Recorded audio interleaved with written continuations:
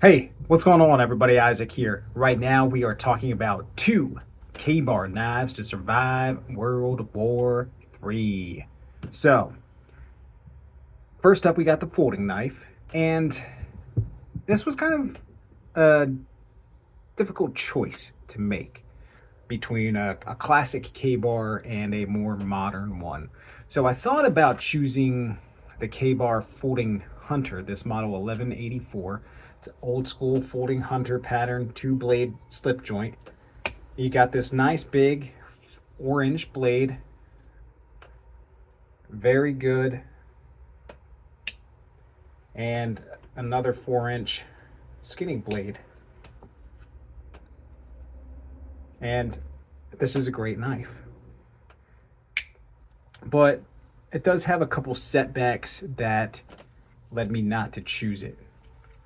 The first is, well, it is a slip joint and the blades don't lock. And, obviously, mankind survived years with non-locking blades.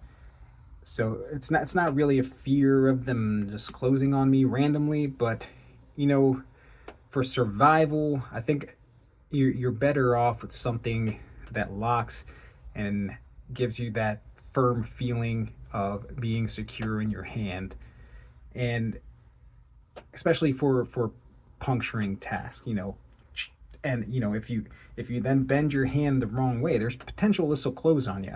And a big 4-inch blade, that might take a finger off.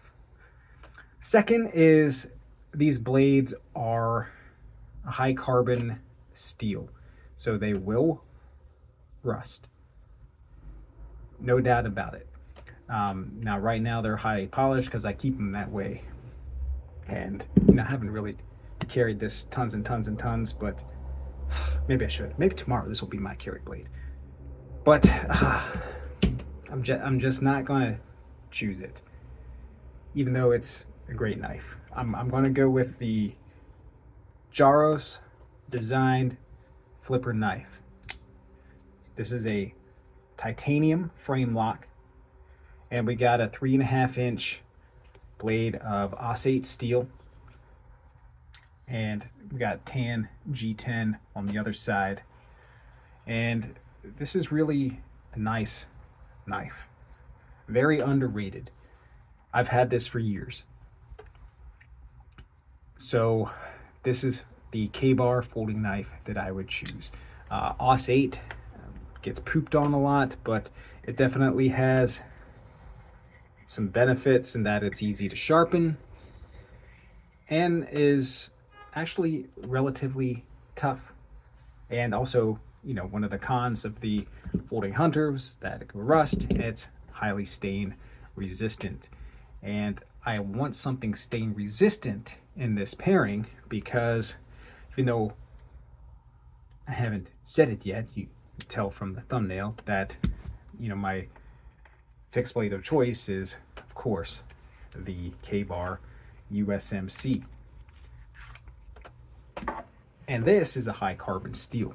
So if for some reason this rusts out, I still got my stainless locking folding knife.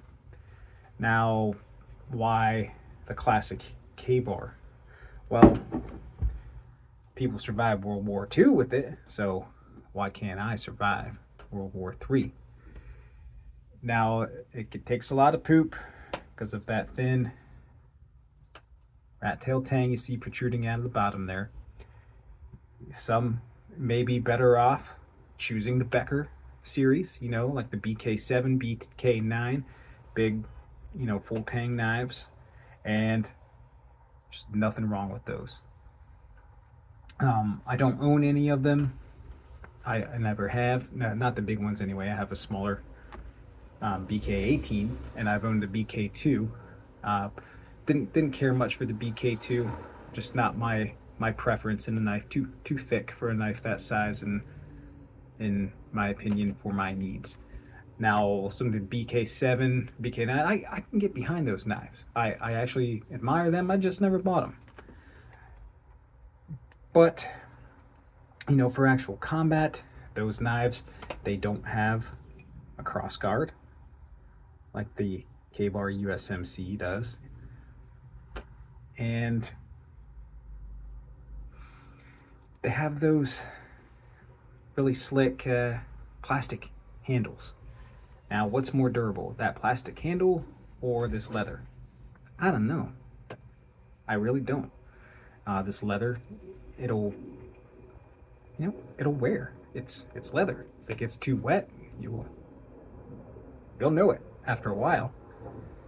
Now that plastic, that grivery, I believe it's called, it may be pretty tough and durable, but I bet it could crack.